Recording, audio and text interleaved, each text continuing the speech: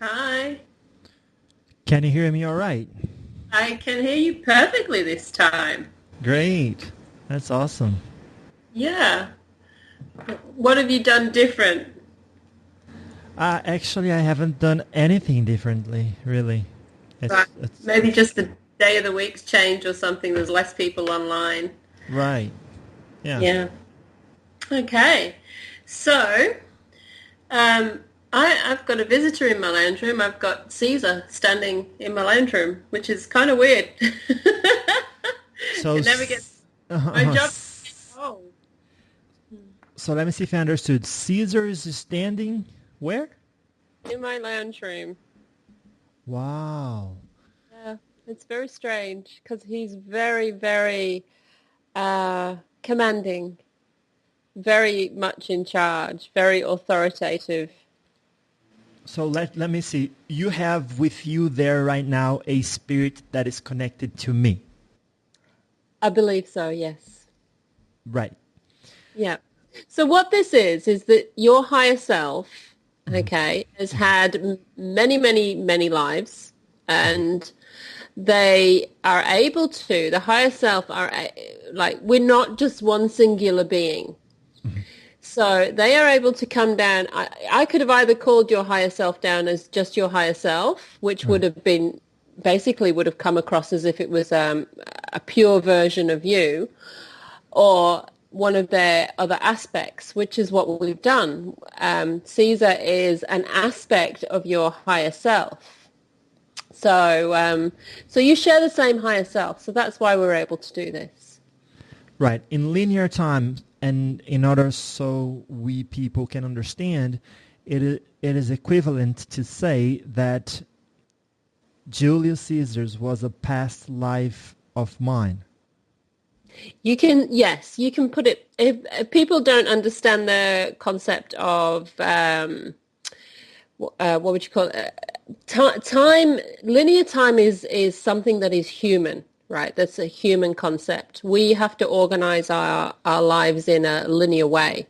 So the actual reality, though, is that there is no time, Right. and everything is happening at once. Now, that's quite a complex subject to explain, and I'm probably not the best one to explain it, because it gets right into the metaphysics there, and yeah, it's Right. just a difficult one. But so yes, this is in linear time. This is a past life of yours.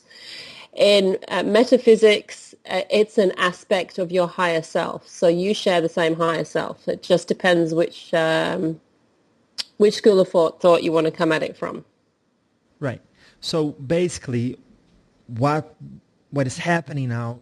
You said he's here. So basically, you are seeing that spirit.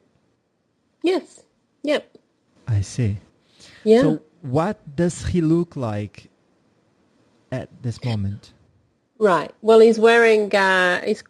He's actually taller than what I thought he was, but then he is in spirit, so that is not wholly Right. accurate. You can change that. Um, yeah, but he looks.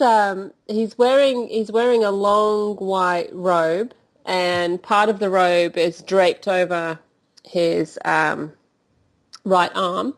It's very regal looking.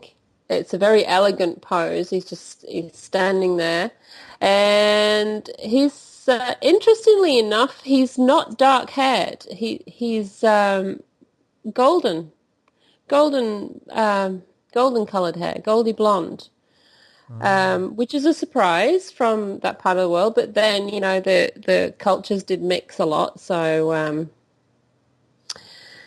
he doesn't look anything like an Italian.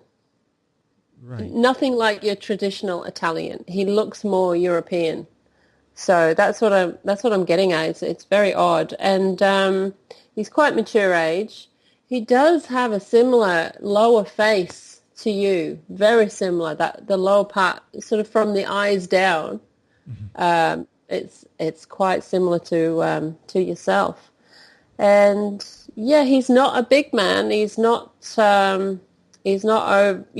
muscular or anything like that. He's fairly average, really, in his size. Yeah. And he's wearing sandals. So he's not that old, and he's got plenty of hair at this point. He's got, I don't know what he's got on the back of his head. I can't see the back of his head, but at the front I can see, sort of his hair's kind of wisping down, and it's not cut very short. It's sort of, it is short, but it's wavy. It's not long hair. It's not cropped hair. There's waves in it, so it's long enough to show waviness. What age would you attribute to the appearance he's presenting himself now? Good question. That's a hard one to sort of identify. An average. Maybe, average, maybe around the 30 mark. I don't know. It's okay. So he's not that old. Yeah. It's about 30 years old. Okay. Yeah. Great. Yeah, it's hard to pin that, because what tends to happen is when you're a medium, you've got filtering systems. So you've got thoughts of what they do look like, thoughts of what they what age they were when you maybe saw a photograph of them, and then you see them in spirit, and you've got to stop your own brain from overlaying your own thoughts onto the images. Your brain is actually a very powerful tool for this. Right. So as a medium, we do have to filter these things out. We have to be very careful. Not to let our own thoughts seep in. So they tend to morph backwards and forwards, and that's what he's doing. He's going, the statue picture you showed me the other day, his image is morphing between that and how he's arrived, backwards and forwards. Now that's my brain overlaying that statue picture on top of his actual image. Right. So when we began, I asked if he was a past life of mine, and you said, I believe. So why didn't you say he is a past life, and you said, I believe, instead of saying, yes, he is? Well, it's the same thing. Okay, great. Now, just to understand, because for some people it's not, but so you are like 100% sure that that's a past life of mine. Yes. Right, great. So if he presented himself, probably it's because he wants to impart, to give us information, right? Well, what I assumed it to be was that you asked about if you had any famous past lives, and my interpretation of what happened when he came through was that your higher self decided to show you a famous past life. So really, we're basically talking to your higher self. Right. So yeah. The idea was to look in if I ever had a more prominent, more known personality in a past life, and he came forth, right?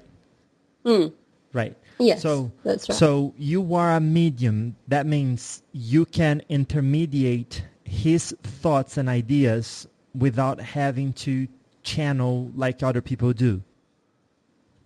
It is channeling what I do. It is. Right. It is still channeling. Yeah. It is too. Okay. So, but as people are not seeing you, he is not. What is the difference when you channel and most of other people channel the way you do? You actually see them and hear them. They don't like incorporate like in your body. Right. Oh, well, no, it depends on them, really. Like most mediums can do what I do. They can see them as as an image standing in their space, and most of the spirits that I contact to do this type of work with will present this way. I find it more beneficial to be able to see them. It helps me to be able to see them. Now, often when I'm doing an interview with a spirit, I will start off with them sitting in the room or standing in the room like Caesar is, and then as we go on, Awesome. our energies will merge, and then I kind of see. take on their personalities a little bit, and we share the same space. Awesome. Let's see Yeah. if we could perhaps then get started. Yeah. Sure. Yeah. So let's ask Caesar how much of a connection I have in this lifetime with him being my past life. Right. It's not a close connection. It's not a close connection, he said, because his personality is quite a different aspect of your higher self. Okay. So he's going to talk in metaphysical terms. Right. And so hopefully your audience will understand that he's going to talk about this in non-linear fashion, probably. Right. So that then leaves us with two separate people coming from the higher self, right? Whereas they may have had a concept of Caesar existing, ending, and then you coming along at a later date, right? So it's all continuous, but that's not actually what the case is. So what he said is the aspect that he is of you is quite different in terms of personality, but you do share some similar traits. And one of those traits you share is the desire to succeed in your task, in your chosen task. So that's a very strong one that your higher self holds quite dear, that all the incarnations that your higher self has, one of those is a desire to succeed. It's quite strong. And there's also a sense of justice that you both have as well. Does that resonate with you, Jeff? Right. Yes, definitely. A lot. Yeah. Awesome. So basically, I was asking what connections we have, and then he answered that we had those 3 points in common. Yes. Yeah. Right. Was it 3 or was it 2? I thought it was 2. Yeah. Now about why is it that the spirituality as a whole decided to reveal this particular past life of mine at this point of my life? Well, basically because you asked for it. So you manifested what you wanted. That's it. Your higher self has given you what you desired. And that's something else that people should probably consider as a manifestation. You put out to your higher self, but provide me with something that I can show my audience and teach them something. What are my past lives, or what are my other incarnations that may be more in the public eye, and this is what they've decided to give you is Caesar. Right. Probably one of the things that people who are listening, they find it hard to comprehend that they may have had a famous past life, but if they could look at how many thousands of themselves have been and gone before, if we're talking linearly, it's not that unreasonable to have at least one famous person in there. Right. Okay. So, what lessons my soul then learned while incarnated as Julius Caesar? Right. Okay. Well, trust was one of the issues one of the things he learned about was trust. And that was a big one because he existed in a time where there wasn't a great deal of trust. You really struggled to trust even your best friend. And so he learned a lot about that. He also learned how he wasn't trustworthy himself, but that he felt was in response to the environment that he was in. But he now understands that the term he's using, as you sow, so shall you reap. So basically what he's saying is that whatever you put out, you get back. That's a basic manifest concept. So trust was a really huge issue for him. Women, this was another issue for him. Forming relationships with women, he did not have a lot of respect for women. They tended to, and again, you've got to look at this in the environment that he was in, they tended to be manipulative in his world in order to raise their own status in society. But that was because they had to. It was a cutthroat world that he existed in. So there's two major lessons. One was love and one was trust. I see. So when he came into that life from the spiritual world, what was the mission given to him, and did he accomplish that mission? Okay. He wants you to consider the meaning of the word mission. Okay. All right. Unfortunately, in Earth terms, words like mission and contract, they tend to give off a fixed process, a deterministic process. And the reality is that you may have a few ideas of what you want to learn in certain environments with certain personality traits, but there's nothing necessarily fixed about that. So when a person comes into an environment and they end up in a very difficult environment, the whole point to that is to find love, joy, happiness from that environment. That's generally the purpose of any soul contract.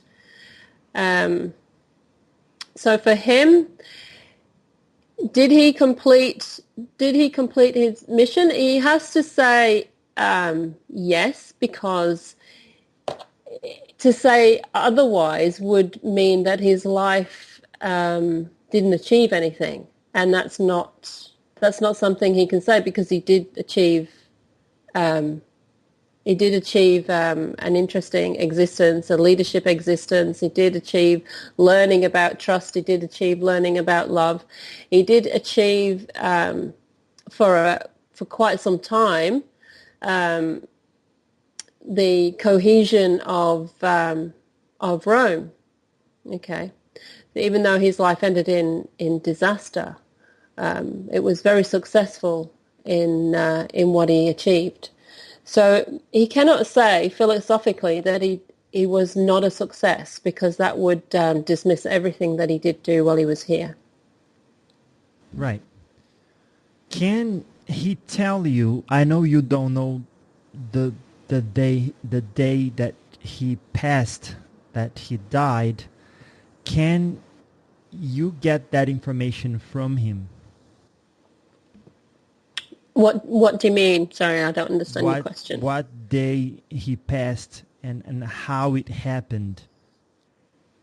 An actual date, you mean? Yes. Right. I don't know if I could get an actual date that's quite specific. Right. I could try. No problem. If you're in mediumship, certain things we tend to block out in case we're wrong. So we, Sure. instead of allowing ourselves just to let the information flow, we put blocks on ourselves. So, how did he die?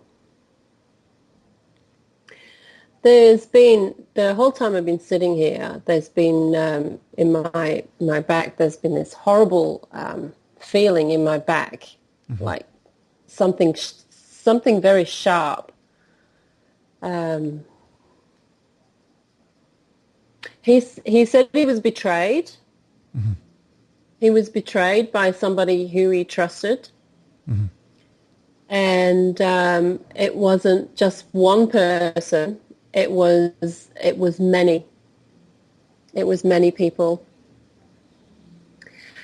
And it was ego-based. It was power-based. And it was really... he's using the word inconsiderate, which is rather funny, actually. It's inconsiderate for him to be murdered. Yes, of course it is. I guess, right. He said that he knew when he came into that life that this kind of death was a strong possibility because that was the environment that they were in. And... I keep seeing numbers. Now, this could be completely wrong because, like I said, filtering systems, but I keep seeing the number 453, and it's actually written in my third eye. So I have no clue if that's when he died, but that's the numbers I'm seeing. It could be completely wrong. Mm-hmm. So he said there was a 50% backlash from the Senate against him, and it was a power-hungry struggle, and it was very frustrating when he first crossed over because he still had a lot more to do. But then when he looked at some of his own behaviours, which weren't morally that great, he understood why there was backlash. He was arrogant. He was egotistical, and he himself had power-hungry issues. So, that's probably pretty much the answer. I see. No, I asked that because there's a coincidence going on here in our conversation today. What day is today for you there? It's the 15th of March. He died on the 15th of March, 44 before Christ. Oh my God! Exactly. That's crazy. It is. Now we had set up this day to talk, and I had no idea he died that day. Yeah. So ask him if the fact that we are talking today... I'm still seeing the numbers 453. It's really bizarre. It's like they're like on fire in my third eye. They're really glowing. Do you want perhaps to ask him what that number might mean? Yeah, it's got something to do with the end of the Roman era. I see. So it's probably AD, but it is the end of the Roman era. I think what he's doing is attaching his own demise to that point for some reason. I will ask. I'm going to explore this a bit more. It was such a catastrophic event when he was killed. When he was yeah, that's a bit better word than inconsiderate. Right.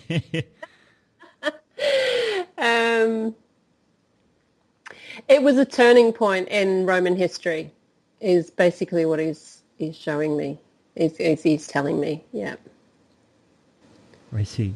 So let's ask him if the fact that we are talking on the 15th of March has any significance as to say that we were set to meet each other through you this particular day? He's pointing out that the current calendar that we are on in the West is different to their calendar.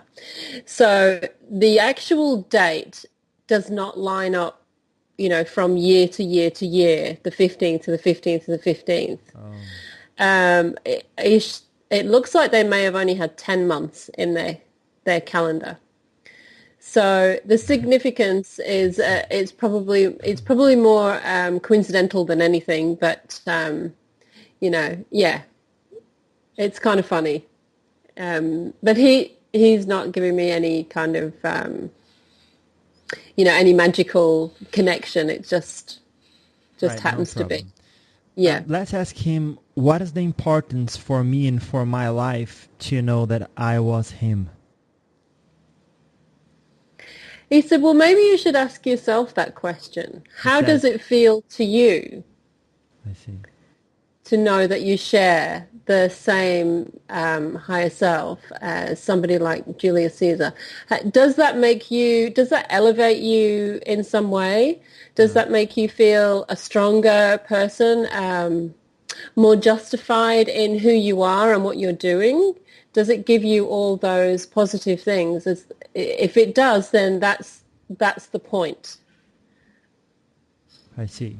Well, if I integrate that as a reality, it will just make me feel that everything I have to do as responsibility in this lifetime shouldn't be seen as something difficult to tackle, to overcome.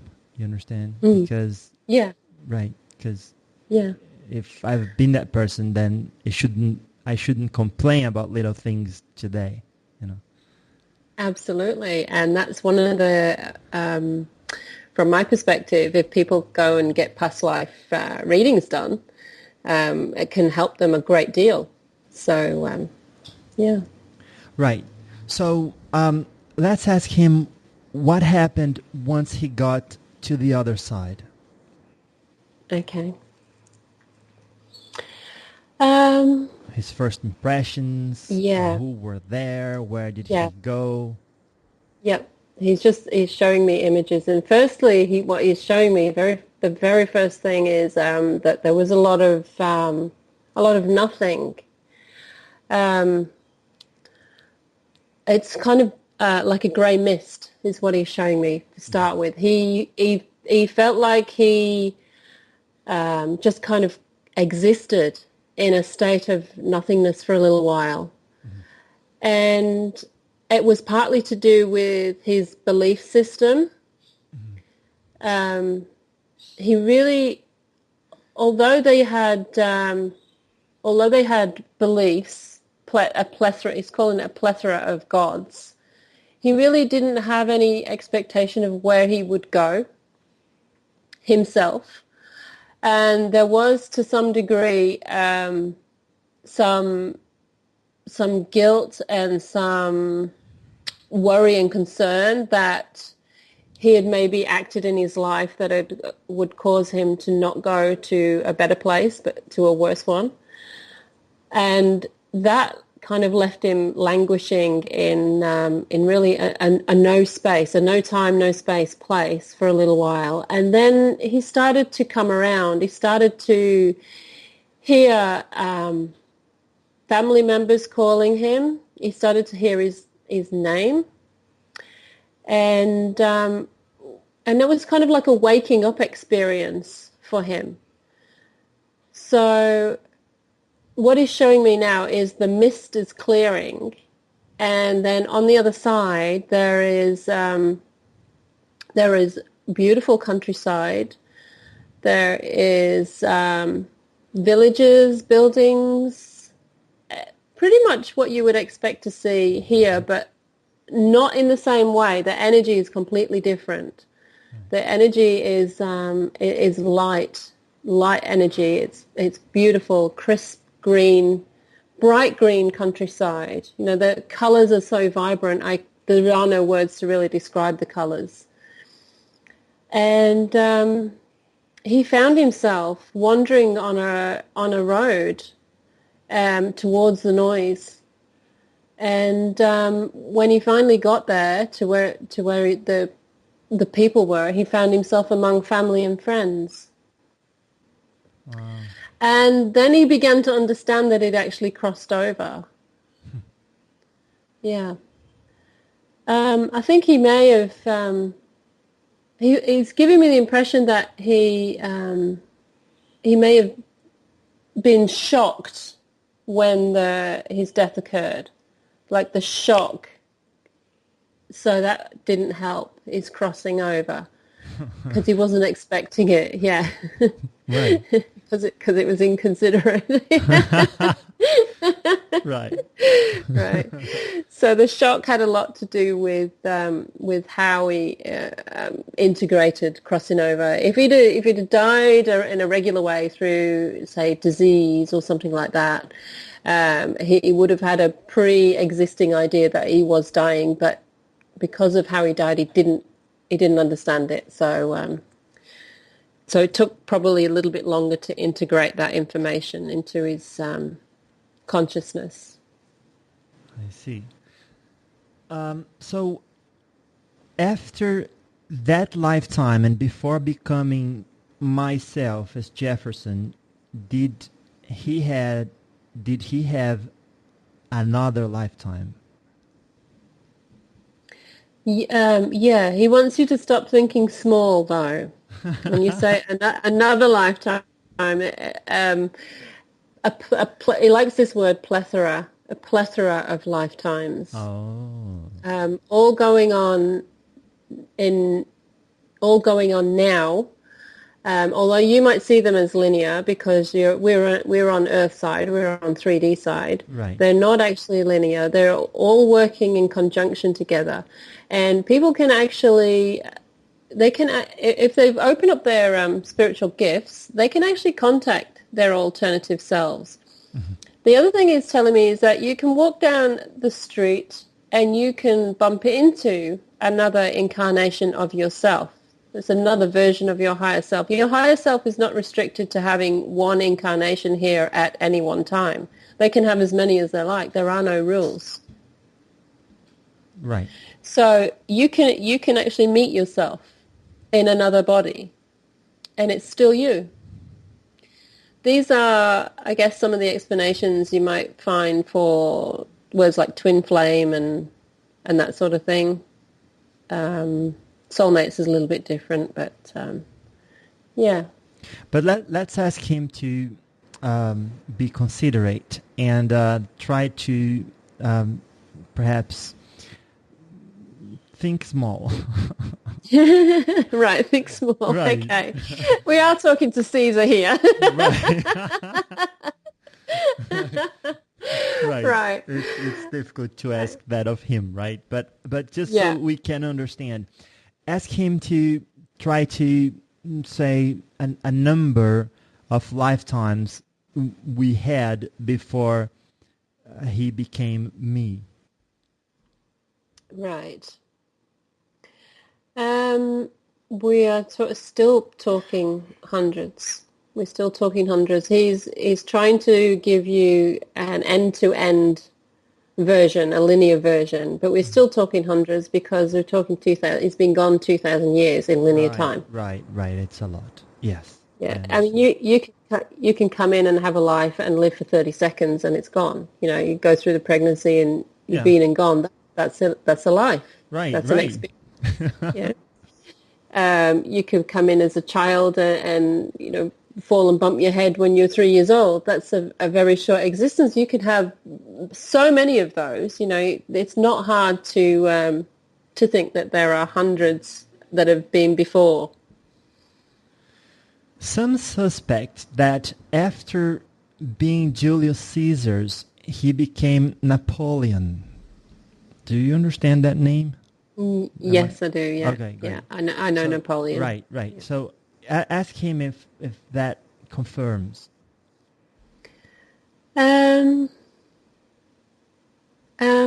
This is interesting. He's not giving me an answer, but he's smirking at me. He's he's smirking, and all right, I'm asking him, why are you smirking? And he said, here we go again with aspects. Okay. Napoleon was a very strong leader. And one of the things that you need to have when you're a strong leader is fearlessness. And, there's several, narcissism is another one. And you need to have quite a lot of negative traits. So what actually happened with Napoleon was that Napoleon's higher self and Caesar's higher self, which is yours, have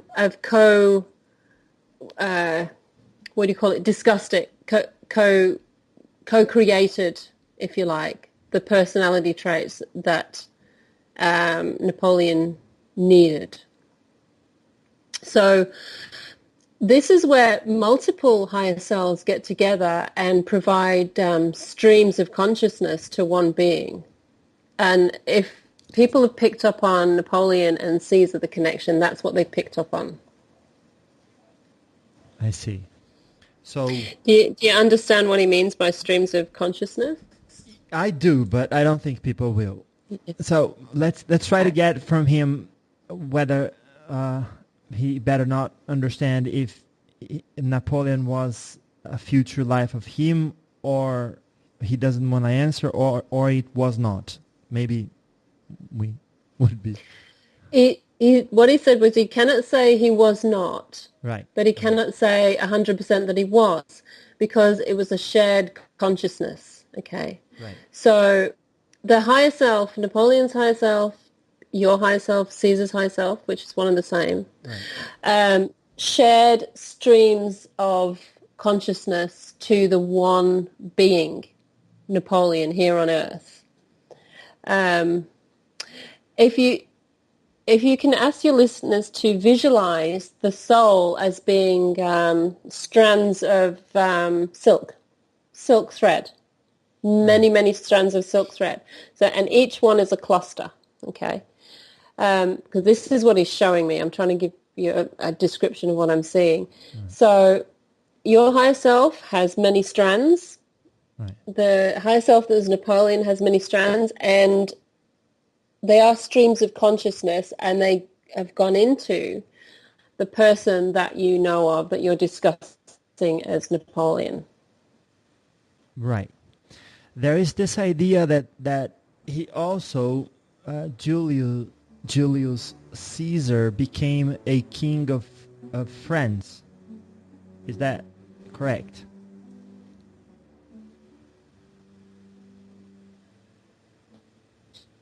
Julius Caesar became a king. He's saying he was king of the known world in his time. Mm-hmm. So he's not saying that he came back in a different lifetime and became a king of France. Oh, right. We misunderstood your question. Oh, sorry. We thought you was asking the question in terms of him as Caesar at that time. No. And Another lifetime. right. So another lifetime. Yeah. Okay. Right. He's asking why you're focusing on so much of this information, this type of information. Because some people have received information that are believed to be real, that after that particular life, he became Napoleon and then also a king of France. So I never thought I would be talking to him, and even less that he would be a past life of mine. So just whether he confirms or not those information for those who study it, crisscross information. I mean, just, right. Okay. Yeah. Right. Okay.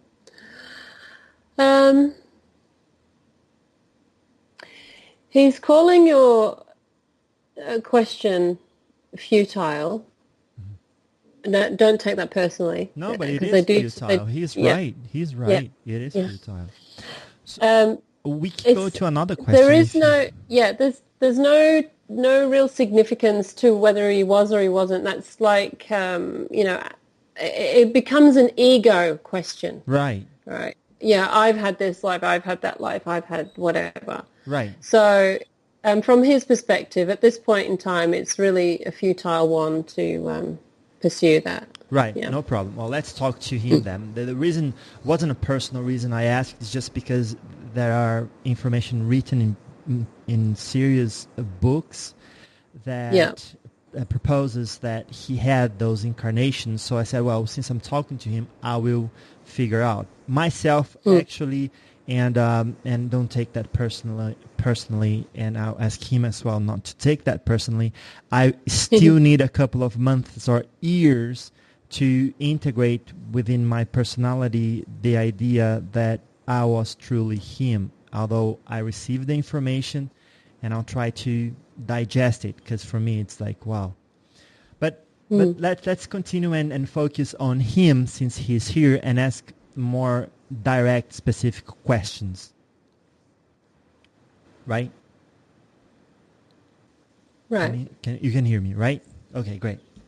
It's fading in and out now. Yeah. In terms of education, what was important that he received that added to his spirit in that particular lifetime, in terms of education from the state or from the peers, and also from religion?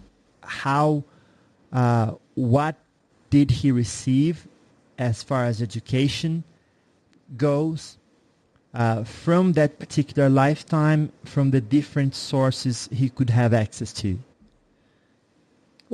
So you're talking about how the lifetime expanded his awareness as a spirit? Right, and provided him as far as education, and asking him to comment the different sources where he drank from. Right. Right. Okay, so that's quite a complex question. Right, that might right. take a little while. He is the boss, right? So let's get to him.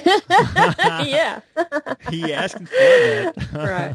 Yeah, he did. Right. He said, "Well, now you're talking. Now you're talking. You've given him something to bite into." So, in terms of education, he learned about the nature of humanity as a ruler. Okay. Mm-hmm. He mentioned trust and love, and he prefaces this with, there is always about love when you come into a 3D environment. It's always, that is the top of the list, is to learn about love.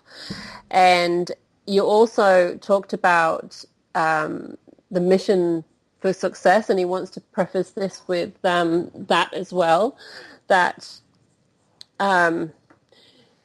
in human terms, and he's trying to put this in human terms for us, right, that if you come away from a life and you haven't learnt or understood what it means to unconditionally love, you could consider that to be a failure of some sort.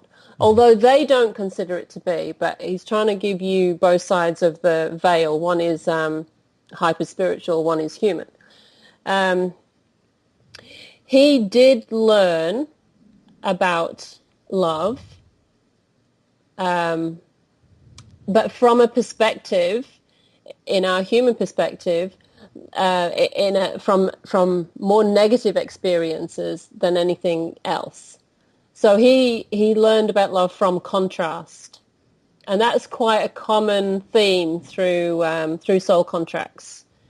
It's not necessarily the way it's meant to go, but then free will is something that's very important. When you commit to a life on Earth, it has to unravel naturally.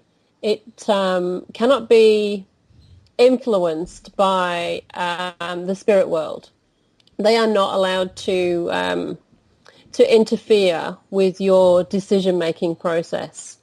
That's between you and your God, which we would call it source, right? The source energy. Right.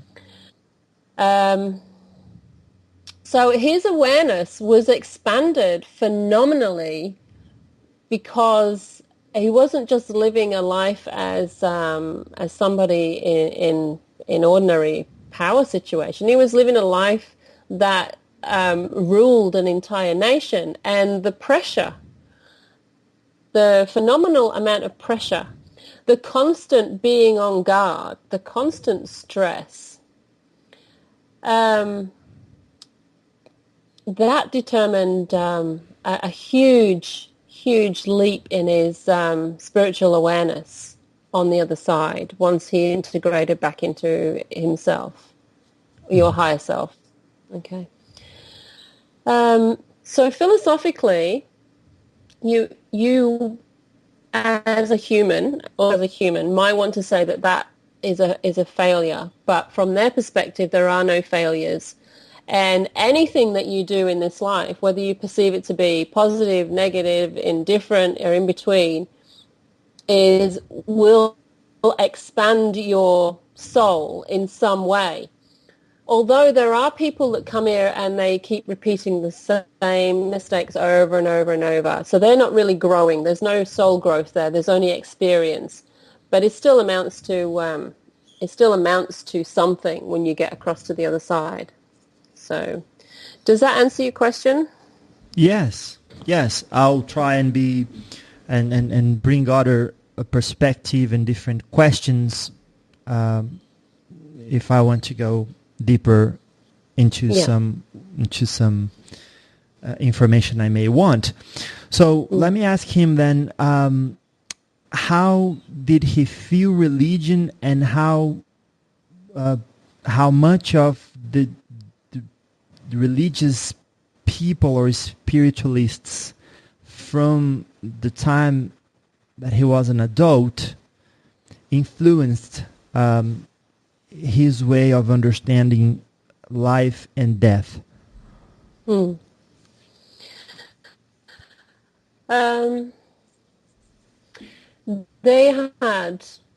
keeps talking about a plethora of gods, and he didn't really feel connected to that.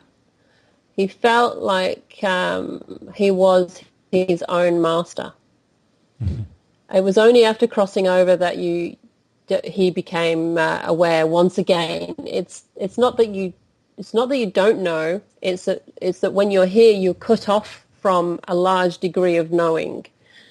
And so when he crossed back over, he understood that he was indeed the same consciousness that we call source consciousness. It's all the same, all one and the same. But while he was here, he felt very independent.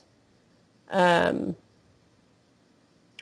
he did have a belief in the type of thing that we're doing now. But he's talking about like oracle type people who could predict futures and see things. He did have those beliefs. Right. He did feel that there were times where he needed to consult those people to help him. And the reason for that is he disconnected himself from his own intuition to some degree because he had a belief that he was his own master, and that does lead to cutting you off from your own intuition. So then you consult these people who he's calling them oracles. Seers is another word he's using. Mm-hmm. I see. Yeah. What was his relationship to his family? The word he just gave me was superfluous. Right. That's quite an interesting word, really, isn't it? Superfluous, another interesting word. I'm asking him to explain.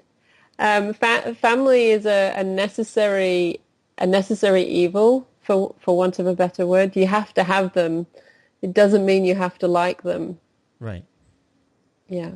And it doesn't necessarily mean that they are functional in any way either. They exist, and often they're more of a pest than than anything else. So I'm sorry, I can't help laughing because he's not being very positive about his family. Right. There's something in relation to his mother. His mother, she's telling me his mother was very manipulative, extremely manipulative, and very untrustworthy woman.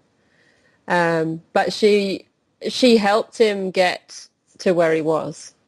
So I guess that goes back to what he was saying earlier as well about trust and love with women. Yeah. Right. Since he's bringing up the idea of mother and women, how did he see, and if there was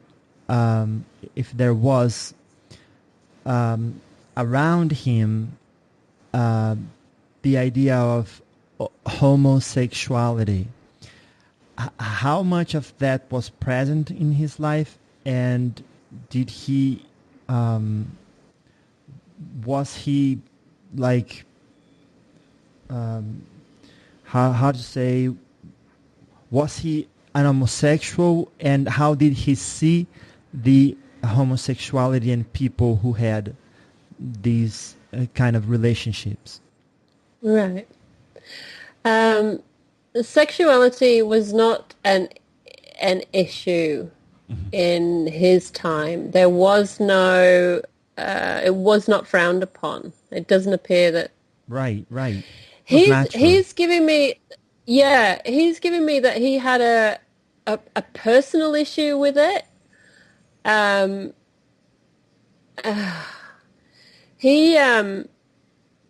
He's telling me that he was sodomized as a young boy, and that kind of left him with some personal issues with sexuality. But the general consensus of the time was that, anything goes, really. There are no pleasure was paramount. Right. And what? So, yeah. What does he mean with sodomized? Well, male rape. Oh, I see. He was raped by a male figure. Yes. I see. And that left him with some issues, some personal issues with sex. It also led him along the path of mistrust. Strangely enough, even though it was a man that raped him, the mistrust that it led him to was mistrust of women. So I don't know. Let me see if he'll expand on that. He's indicating that he was used. He was used as a pawn, as a young man. Yeah, right. And by women. Probably. Yeah. Right. I understand. Yeah, probably. Yeah. He's bringing up his mother again. So she sounds like a bit of a character, his mother. Right. Okay, I understand. Yeah. Now, how was his life as far as money goes? What was his relationship to money? Do you mean like how much of it he had, or? Well, how much the idea of money would move him in his life? Oh, it's a motivation. Right. Okay. Perhaps it wasn't even any motivation. Maybe he wanted to be the king of all. I don't know. But let's ask. Wealth does have a great deal to do with it. Wealth and power tend to go hand in hand. He's showing me like hand in hand, shaking hands. They are together. Lifestyle. If you're asking him if money motivated him to become Caesar, it was more that it was more the power, because the money seems to, because they go hand in hand. He knew that he would have a degree of wealth anyway. He had that before he even became Caesar. So in terms of motivation, it was more about the power for him. It was more about the ego. It was more about being in charge, the one at the top of the tree. And the wealth just comes as a natural process after that. So something strange happening here. I've actually got a centurion soldier standing next to me. I feel like I'm being guarded. It's very strange. What have you got there? I'm not sure I understood. A centurion, a Roman centurion, standing near me. See. And he kind of appeared about 10 minutes ago, and I haven't had a chance to say anything. I'm like, oh, what are you doing? Right. And he's, whether they're just bringing him in just to give me some extra feeling about the time period, I don't know. But that's awesome. It's so interesting. I love my job. Awesome. That's awesome. So, as far as what kept him going and conquering, what was behind it? What did he want, maybe to prove himself or prove the world or accomplish with so much thrust, so much force, or I don't know how, drivenship perhaps? What drove him? What motivated them? The world, the known world for them, was in a state of tumultuous. Do you understand that word? Right. Yeah. And it was basically fight or flight. So if they hadn't done that, if they hadn't become the dominant force, then somebody else would have. Mm-hmm. There is, he's actually showing me that the Romans in particular, not the Italians, but the Romans came from a different location in Europe than the Italians. They migrated from somewhere north of Italy, and they were a completely different type of human. They were tall, slim, golden blonde. They were naturally dominant, naturally creative, and naturally gravitated to positions of control. And they knew that if they did not continue this expansion, then somebody would expand into their territory. I see. Yeah. So the motivation was several-fold. It was self-defense. It was ego. It was desire for power. That's probably the biggest one out of all of them. Desire to create something completely magnificent that could never be understated. And I'd say they achieved that.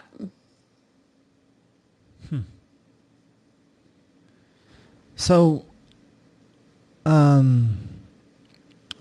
in order for him to get to such a high position of power and have that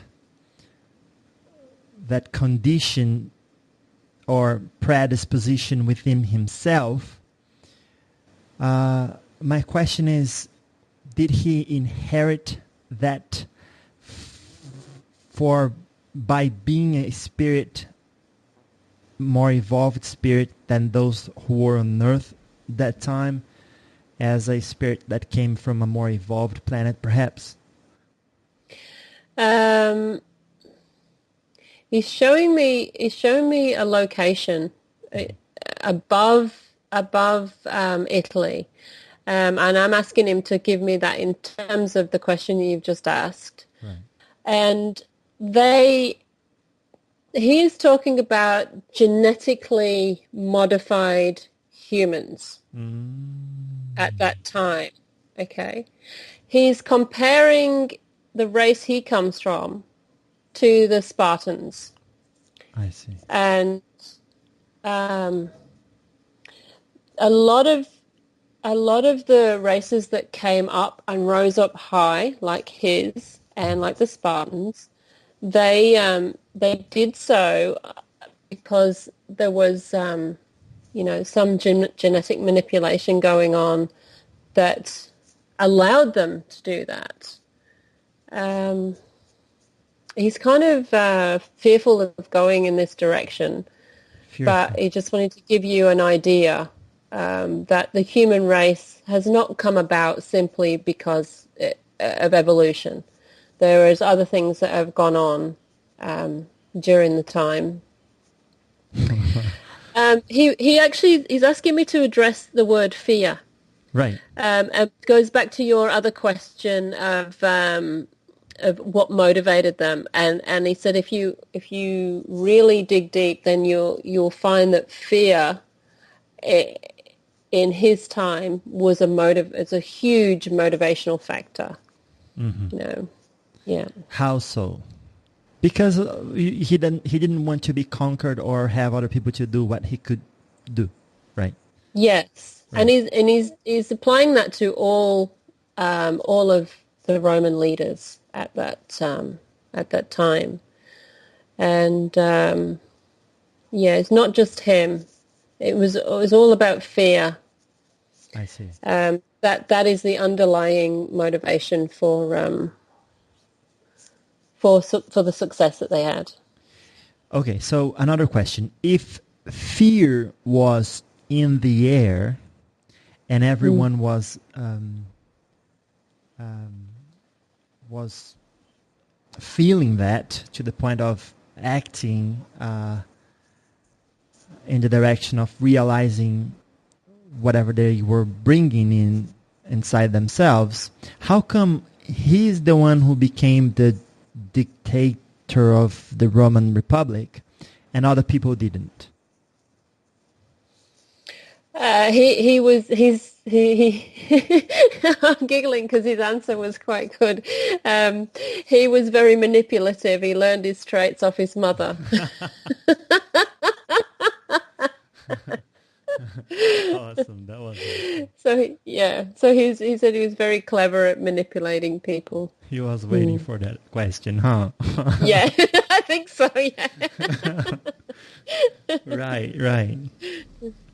So how much of his education helped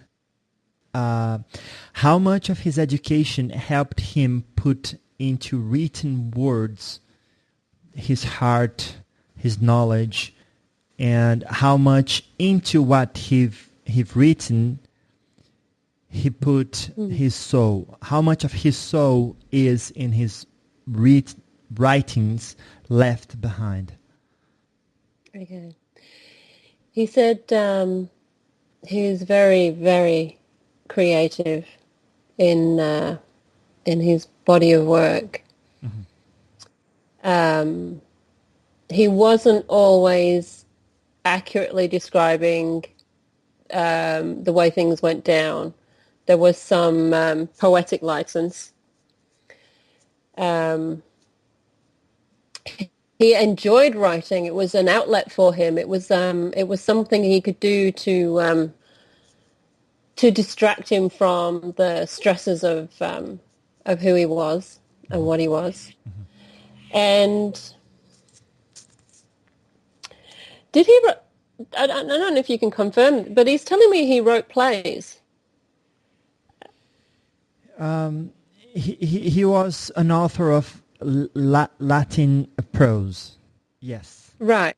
Okay. That's interesting. A notable general and notable author of Latin prose.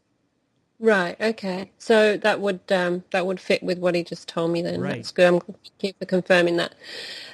So he So he wrote. He was just very creative. He found that he had a lot of flow, verbal flow, or whatever you want to call it, written flow. It just poured out of him, and he just found it was a superb outlet for his stresses and strains of life in general. And he's also telling me that he recorded history as well, and that's what he was initially referring to. And he says he didn't always record it exactly as it was. So he sounds like, from what he just told me, he sounds like he was a prolific writer.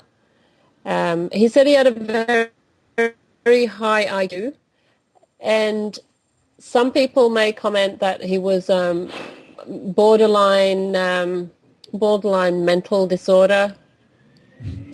But then, in you'll find that within a lot of leadership roles, people tend to have the narcissism and to some degree bipolarism, depression, things like that. They tend to go with the job. Right. Yeah. Next question then. What vision of healthy society,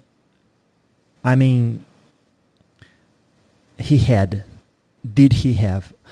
What vision of politics? For him, what was his vision of what is the best way to set up a state, and what is his vision today? Do you mean in comparison to the way they did it? Right. How? What was his vision in that time of what is correctly as far as setting up a state that will work greatly, if that was even of importance to him? I don't know if that was even right. I don't know if he cared about it, that everyone would interact greatly and get the best of everyone that was in the state or in the city. He said, I want you to not make any mistakes in interpreting this, but during his time, there was discrimination. Women were objects and they were slaves. Okay. There was no equality. The only people who had equality were the wealthy. They were the ones with the voting power. They were the ones with the ideas. Everybody else was second class or worse, third class. Some of them didn't even have a class. So what ideally you need to set up a society today is the opposite of that. Right. Where everybody has equality and everybody has the same rights and everybody has equal pay, equal everything across the board. So there really is no other answer to that, equality is the only way forward. Did he know by that time that was the right path to follow? And if he did, why didn't he implement that, having the power he had? Because it was not in their path at that time. Mm-hmm. It was a just completely different type of world set up, completely different. Mm-hmm. And at that time, it was morally correct at that time period, and that's what he wants you to take this exactly as it is, right? Right.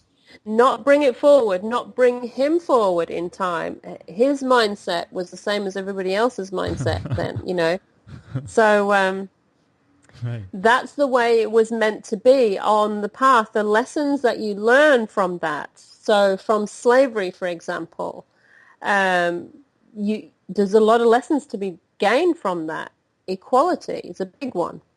Women's rights, and again, by suppressing women, and of course there are places in the world where women are still suppressed today, but by suppressing women, they have been able to learn about who and what they are, and they are, of course, equal to anybody else on the planet. So there's a great deal to be learned by those societies in the past that have suppressed, various people in the community.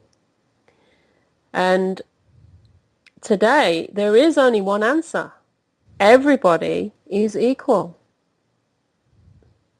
I see. And and that's how a society should be set up. Caesar is considered by many historians to be one of the greatest military commanders in history. How does he react?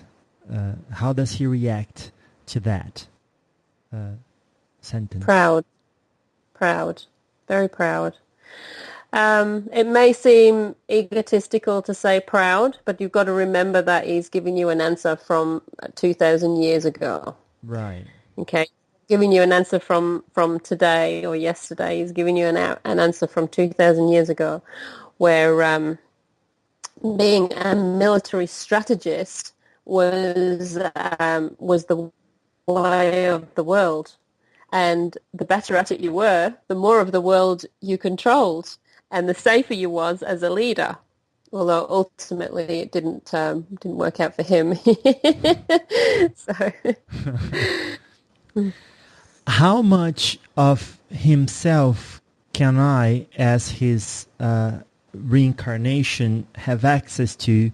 Should I go to places he has been, or to the place where his body is, or something?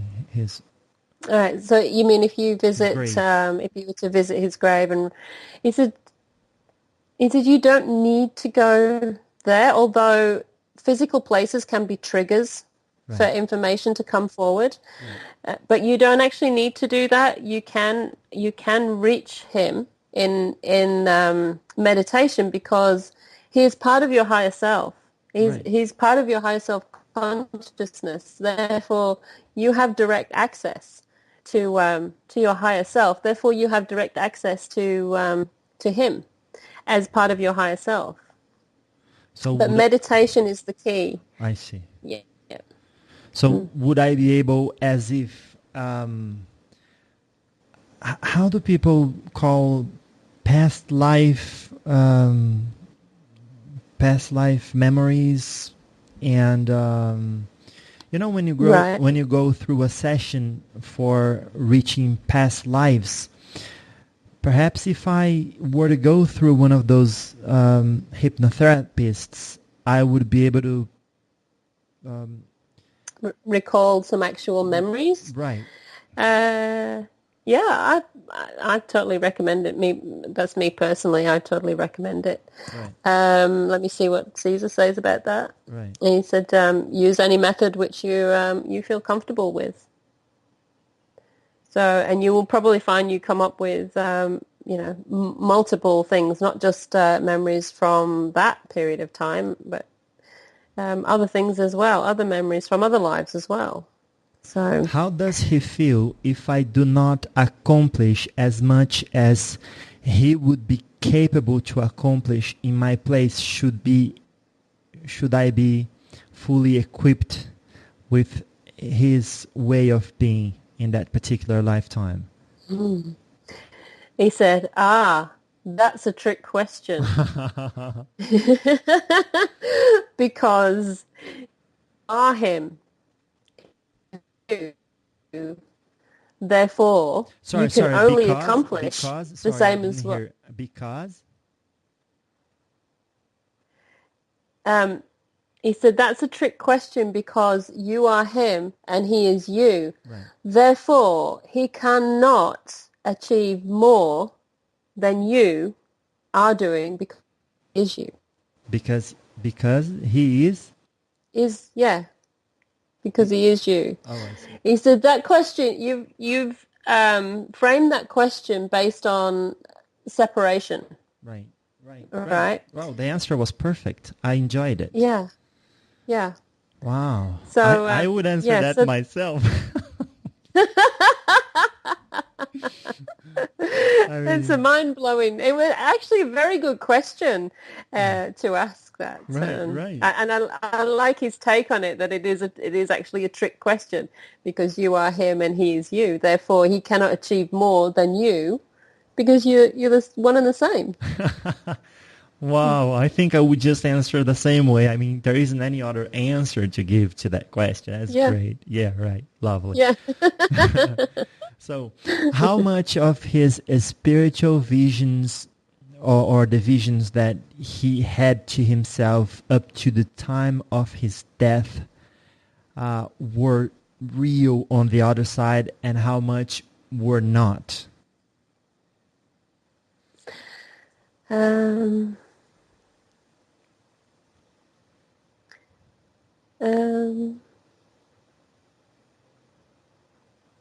He's gone very quiet on this one.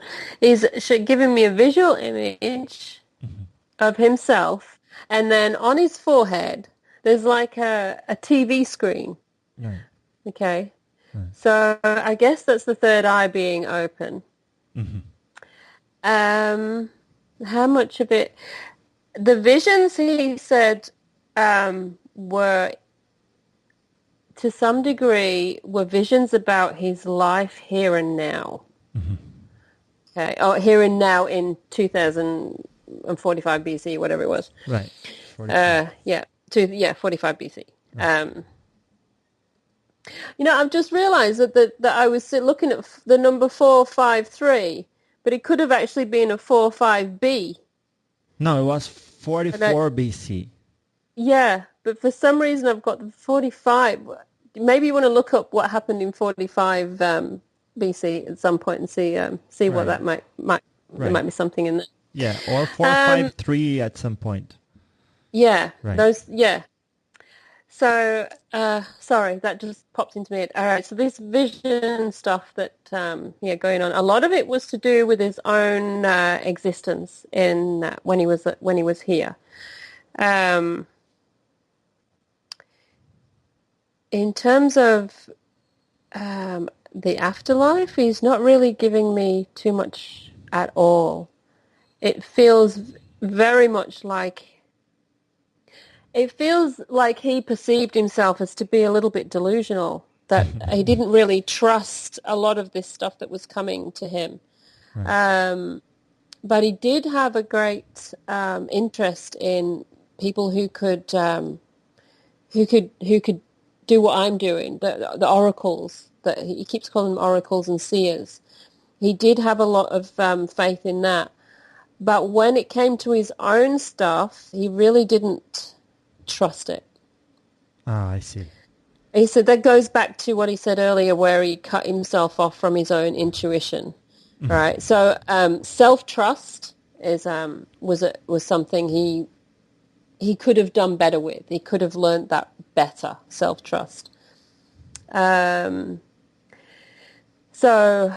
I don't think I'm going to get much more of an answer than that. All right, great.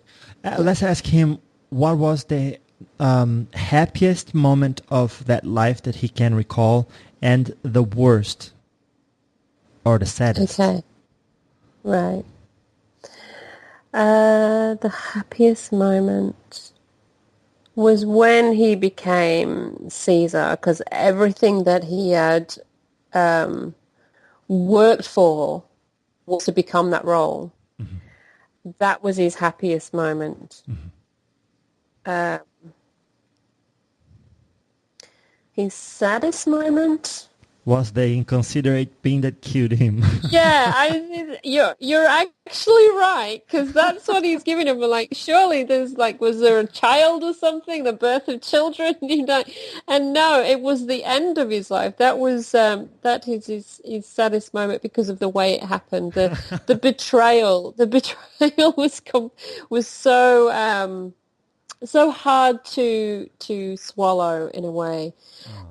He's talking about the life review. He did have a life review, and that was the saddest moment, was when he had to leave through that method.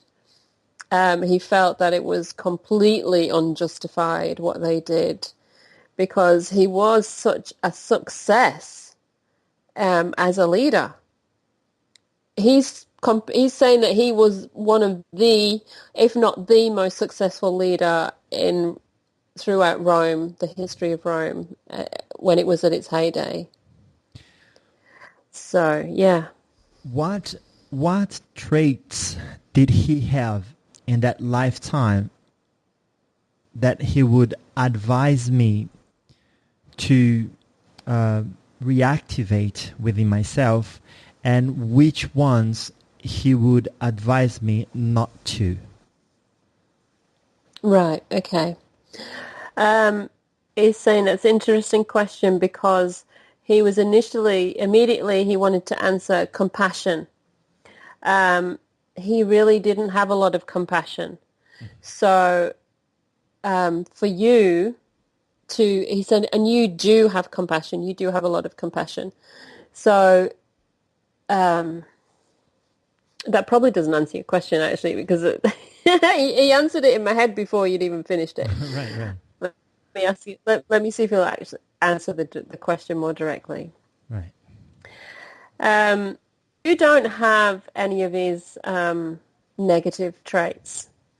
You don't. You really don't. They're really not coming out in you in a negative way, because they're not meant to. You were not meant to be Caesar. You were meant to be Jefferson. Right. And Jefferson has a different purpose, to inform, to find the truth. He said, "You're on a quest. You're on a quest for the truth." Awesome. He never really had to be on a quest for the truth, because he already felt he was the truth. Right. So that's a good answer. Awesome. Right. I know. Yeah. Whereas you're on a quest. You're on a quest to find your own truth and to find the truth of the world. And so that's actually a very hard question for him to answer, because there really is, apart from the things he mentioned earlier, right, there really is no other similarities between the two of you, because they're just such a different life. I see. Wow. So let's ask him to speak a little about the idea of genetic mutation. Was that he said? Genetic. Yeah, he was reluctant to go into that anymore. Yeah. Let me just ask him again, see if he will. Right. Well, he says he doesn't want to cause fear, right? So, but he does want people to understand that simple evolution is not the truth. We have evolved through a combination of evolution and genetic manipulation. And to just say that the Romans randomly would not be the truth. They did come through a genetic process. Now, and whether that was designed to change the history of the world or not, it wouldn't be fair for him to say. It would seem like a deterministic point of which sort of goes against the free will. But so that's why he's not willing to go into it. So that's why what? So that's why he's not willing to go into subjects of the alien presence in the past too deeply, because he doesn't want people to think that that this planet has been manipulated against the free will. That he doesn't see that as his role here today. Right. I don't want to say it, but just saying it already.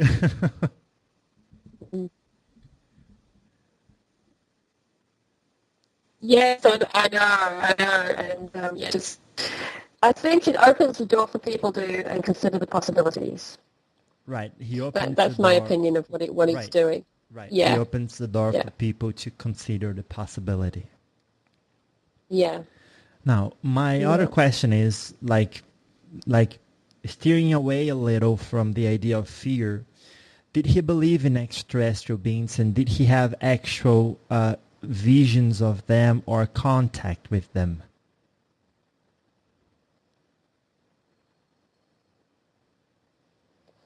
Are you talking about alien races or just other races? I'm sorry, I'm not understanding your question. Extraterrestrial beings, yes. Oh, right, ETs, right. Right. At the time, no, he didn't have that information. This is something he knows now from the spirit side. I see. Mm.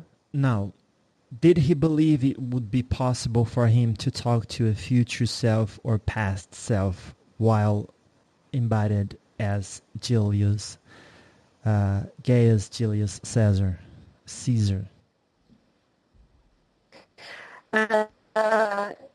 It is, but he's very politely wants to tell you that I am getting tired. He's getting tired of what was my So question again?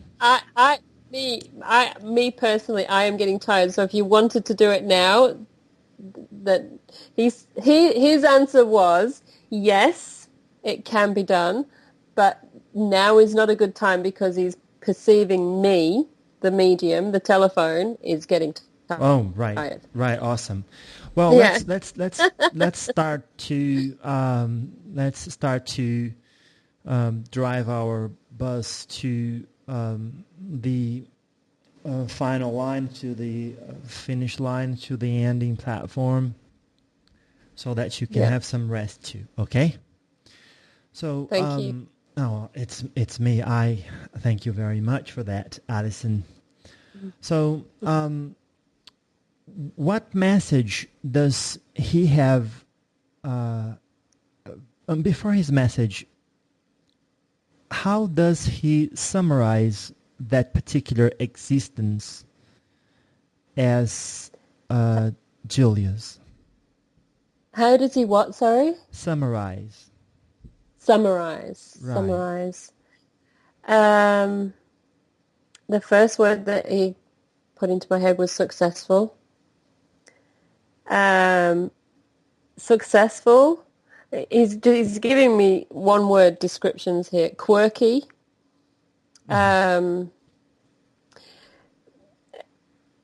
Manipulative. I'm asking him if he wants to give me like a paragraph or something. He can insert me a paragraph, but because he was just giving me those one words. He changed the history of the world, and he's very proud of that fact. And a great deal of what he did brought about changes in the way we treat people. So although it seems like there was it was a barbaric time, that laid the foundation for a lot of changes for people in equality. So he's quite proud of that. The other word he's popping into my head as a summary is huge. Caesar was huge. Let's not forget that. That comes from the ego. That's an ego statement. Right. That's awesome. I enjoy it. Yeah. Now let's ask him to summarize. What does he think it's important for us embodied, reincarnated humans to know about the spiritual world? The most important thing to know about the spirit world is that it absolutely does exist, and they do get a bit fed up sometimes with the sentiments on Earth that they don't exist. So first and foremost, they exist. They do not disappear out of space-time once the body dies. The other thing is to stop thinking you've been dumped on planet Earth as punishment. Okay. People here tend to get here and go, oh my God, what the hell am I doing here? Why am I here? What am I supposed to do? And then they get themselves into this negative routine. And next thing you know, they've gone through their lives and they've missed the enjoyment. So his other advice is find the enjoyment in your life. Wow. Right. That's great. So that's what we have to know about so now as a message to people on Earth, what is our responsibility while living each moment, each day, each month, each year of our lives here? You have a responsibility to yourself to find happiness and joy and love in whatever your endeavors are, whatever you choose them to be. And if you're not finding joy and happiness in what your endeavors are, then you must change them. It seems so simple, right? That was very succinct. That was very succinct. There's no doubt there. There's no ponderance. There's no room for people to go have a whinging session. It is, if you don't like what you're doing, it's making you unhappy, change it. That's the crux of the message. So basically he said, if you don't know what you're here to do, find out that. What he said is that people come here and they have those thoughts, okay? They need to seek out the things that make them happy and do those. I see. He said, when you are happy, then you're doing what you're supposed to be doing. Oh. If you're unhappy, then you're resisting your path. You're resisting what you came here to do, to be. When you're happy, that's you in the zone of exactly what you came here to be, to do. So. And that's my boy, JC. Awesome. Awesome. Now, let me ask him to give a message directly to me, and then we will start closing the session. I will ask you some explanations again about how you do this so that people can get to know you a little more as well. So let's ask him a message for his future self, or meaning me. Yeah, for you. He says that he has nothing but admiration and unconditional love for you. Oh. Because you are him. That's not hard to feel like, right, for someone like that. I feel the same. I feel the same for him. Yeah. Wonderful. Good. Awesome. So let me thank him for that, and ask him very much to tell I don't know, the higher self, everyone involved in that I thank the whole group of people that was there guarding you, and everyone who authorized this interaction to take place. It's got right out that time, didn't it? Alison, it's lovely to speak to you again. Yeah, you too. So as we are approaching the end now, I was just thanking the entire team, the group that had to work for this interaction to take place. Okay? Yeah. Yeah. So now that we are no longer focusing on him, what is happening around you? What are you seeing? What changed? Did anything change? No, well, he's still here. They will stay. What will happen is, as soon as we hang up properly, they will just dissipate. I'll say thank you, and they will say thank you, and then they will go on their way. Understood. I see.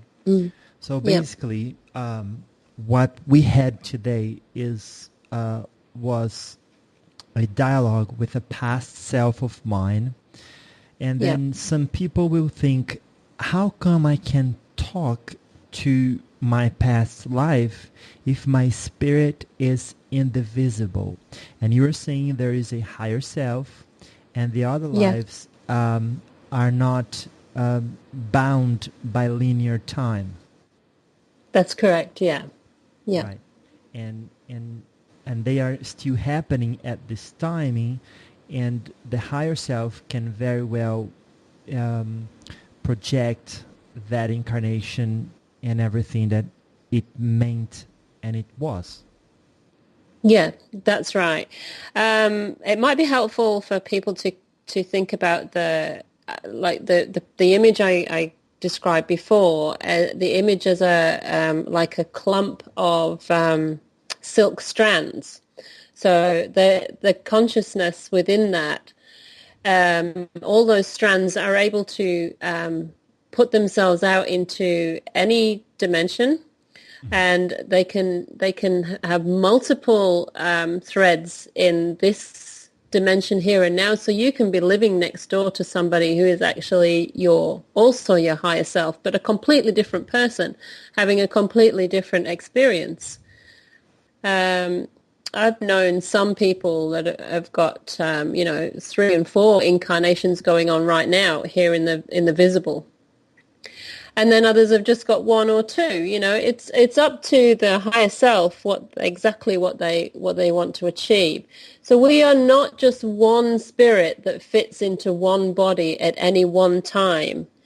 It goes far beyond that. It's far more complex than that. Now, if some people think that, or ask themselves, how come Alison found as past life Jefferson, Julius Caesar's, and not a slave of no importance? So, explaining again, it's because I asked you that we could find a more prominent, so that we could have a conversation with. Yeah, that's right. And when we were just chatting about it the other day, you brought up, is there a past life of mine that's quite prominent? And right. I started to get the presence of Caesar coming through, and when that happens in a conversation, first of all, I will push back. So the information comes to me as like a visual and a feeling, and I push it back. I go, no, I want it stronger than that. That's not strong enough for me to believe that that's actually the case. And then they will push again, and I'll say, no, I need a little bit more. And when they push it, the information to me, it gets stronger and stronger to the point where I can't deny that it's a truth. And that's when I'll give that information out. I won't give the information out on a whim. It has to be, for me, they have to really prove it to me. So your higher self is listening, and through that conversation, that's what this is who they brought forward. I see. Do your guides... And believe me, I was as surprised as anybody. Right, I know. That was like... And when it comes to a name as big as Caesar, then I want even more clarification from them. So I made them work a bit harder, convincing me that it was actually the case. Right. When people hear you say them, do you work with your guides on this as well? Yeah, I always use the term them because my guides are involved, your guides are involved, and our higher selves are involved. So it is a teamwork. It's not just one individual. You've got to, I guess, give some respect to everybody who might be involved in an interaction of this nature. So that's why I use the word them, yeah. In order to tap into this ability within ourselves to respect this moment as sacred, could you speak a little more about who your guide is and how exactly he helps you in being sure about this information and not making mistakes about it? Right.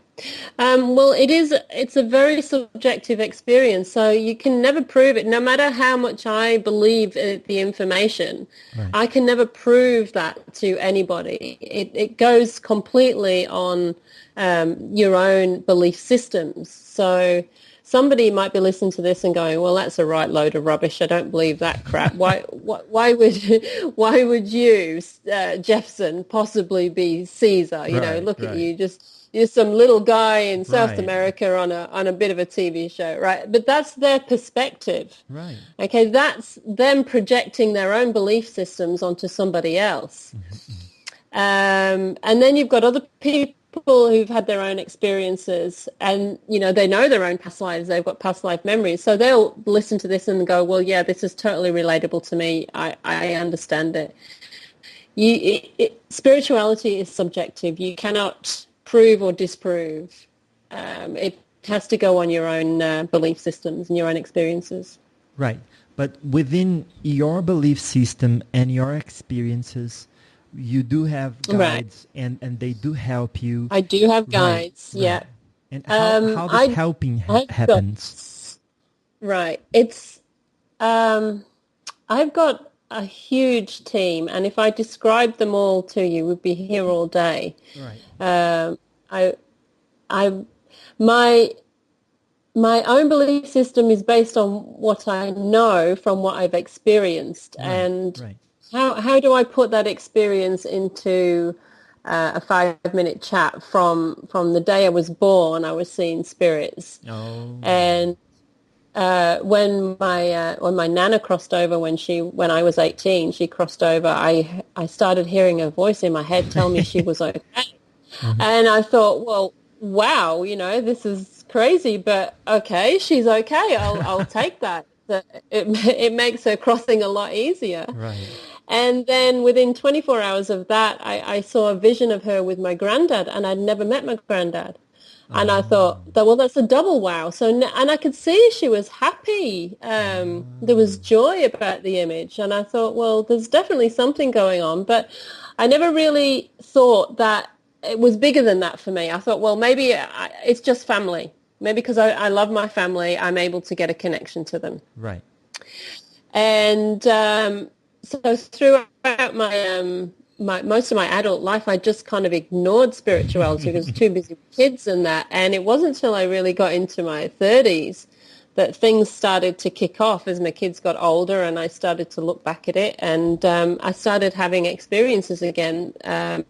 In the house we were living in, objects started to move, and I was waking up feeling watched in the middle of the night. And there was no reason for this because it just kind of clicked. It just kind of clicked on like a switch. And it grew and grew to the point where I would get spirits coming to give me messages before I was going to meet somebody, and there was no prompting for it. They would just come to me and go, well, here I am.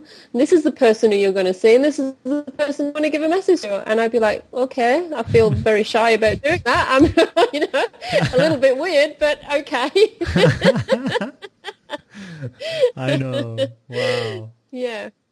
So it grew from there, and then I met a beautiful spirit by the name of Eric Medes from Channeling Eric, and he's been crossed over since 2009, and he started introducing me to spirits that I admired throughout my life, and I was like, wow, these spirits are really accessible. They don't cross over and get really snobby and go, well, I'm not going to talk to you plebs down there. Right. They're really beautiful beings, and they're more than happy to help us.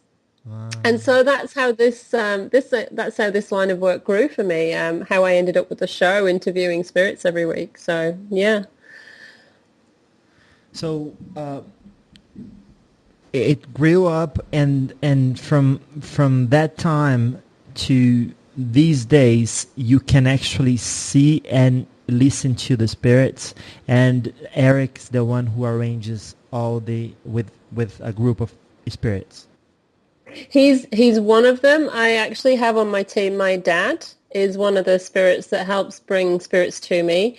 Another spirit I work with is Al Capone. He helps me. He's wonderful. You probably know Al Capone. He's quite a character. Yes. And then I have my own guides. I have a guide called Lawrence, who is actually an alien guide. I don't know how much Lawrence put. I sort of have direct communication with him. He's more like an advisor that I speak to. I see. And then I've got several other spirits that I work with. I also have my sister. She didn't survive pregnancy. She died at 7 months gestation, and she helps me as well. And I also have 2 spirit children across there. So I have a huge team. And have you ever got someone's past life wrong? Well, you can't answer that question successfully because you can't prove that they are right. You can't prove. Right. You can never prove. Nobody came back to complain, right? Yeah. No, but I mean, you have the heart in the right place, and you have the good intention, and you don't intend to deceive anyone, right? And you... No, goodness gracious, no, I would not want to do that at all. I am like you, Jefferson. I want the truth to come out. Right. I want people to have a happier life. I want them, when they are here, to not be miserable, to not suffer the things that they are suffering. And hopefully that what I do will help people have a better, more expanded life while they're here. And that's your intention, and that's what you're here for, right? Yeah, Just to become an instrument in order for people to figure out what they need to figure out, and become a medium, right? So then people can talk to the other side. Well, everybody has it within them to open their gifts and speak to the spirit world. Belief has got a lot to do with it. If you believe you can, you can. If you believe you can't, you can't. Right. The human brain is only as good as the information that you provide it.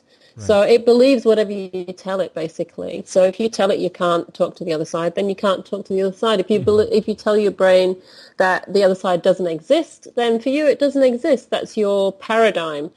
We're all entitled to have our own existences. We all create our own realities. So, yeah.